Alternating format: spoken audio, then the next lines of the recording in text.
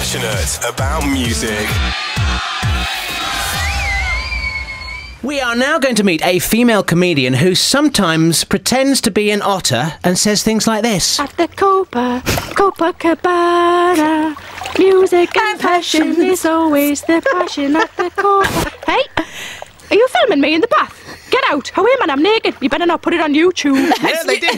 Sarah Millican! Hello. I'd totally forgotten about that. That's it. We didn't even realise that was you until we just watched it. Oh, really? Yeah. Oh, because I'm not very versatile in the voice department. So all the other comics were like, oh, I can do the Spanish accent, oh, I could do the Brummie accent. And then they just brought me in whenever they needed a Geordie animal. A Geordie otter. That was brilliant. Was that easy to do that, Sis? Because you have to sort of sync up your voice to the animal actions. Oh, yeah, they're very good, though. You're surrounded by an amazing team, so you can just go in and be daft, and then they make it fit. So they're very good. It was really fun. I did 2 series, and it was enormous fun. They're making a new series now, but I couldn't fit it in, sadly. But they are making a new series. So. We're not watching then. We're not watching. No, stop it. Loyalty. No, stop it. And you're back today now because you've got Thoroughly Modern Millican, which is your new DVD, which we are loving. We need to cut the name because clearly we're Who came up with that one?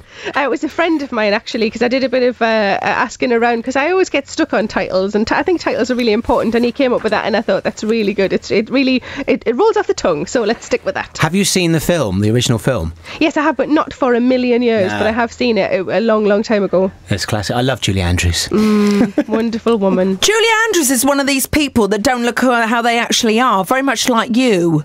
Looks like a primary school teacher with the mouth of a biker.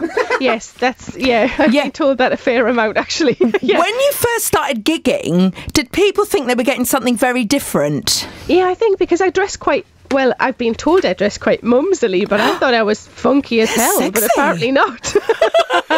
So I love a flowery top. And then I just happen to be really rude, and people just like the sort of the juxtaposition, I suppose. And clearly it means that people were expecting one thing and got something quite different.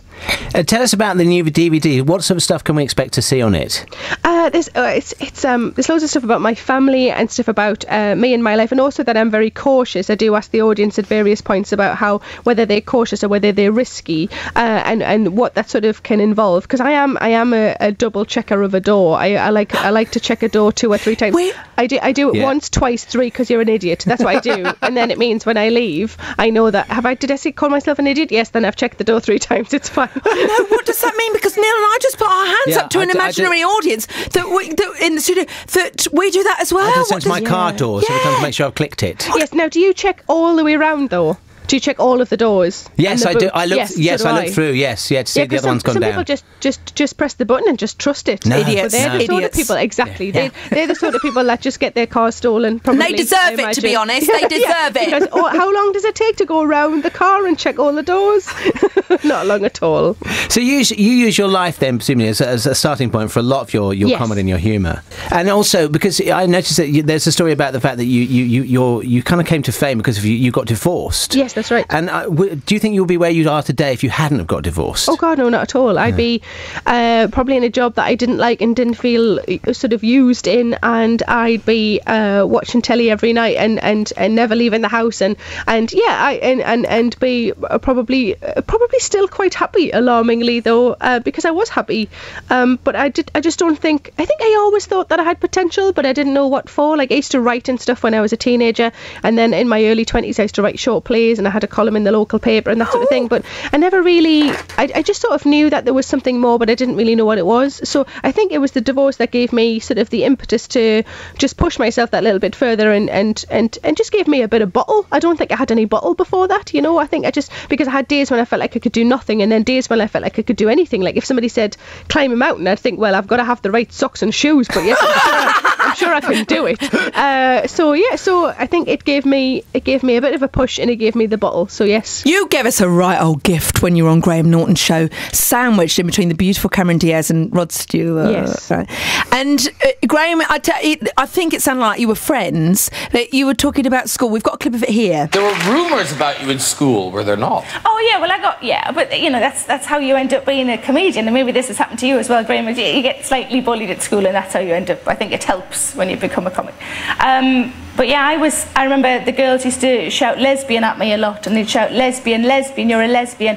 And I got home and I was about 8 or 9 and I didn't know what it was. I said to my mum, what's a lesbian? And she went, oh God. It took her by surprise, I think, a little bit. And then she had to think, and she said, it means that you like girls more than you like boys. So the next day when I went in and they went, lesbian, I went, yes, I am.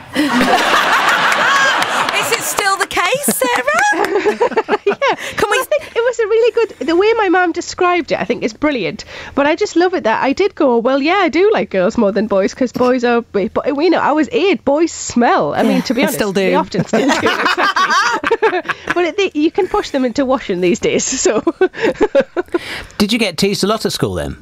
Yeah, I mean, just verbal. I wasn't bullied, sort of punching bullied, but I did get... Well, I wore glasses from the age of 6, and so I got a little bit of that. And there was only one girl in the whole year who also wore glasses, and even she called me Four Eyes at one point. And I remember just thinking, you're supposed to be an ally.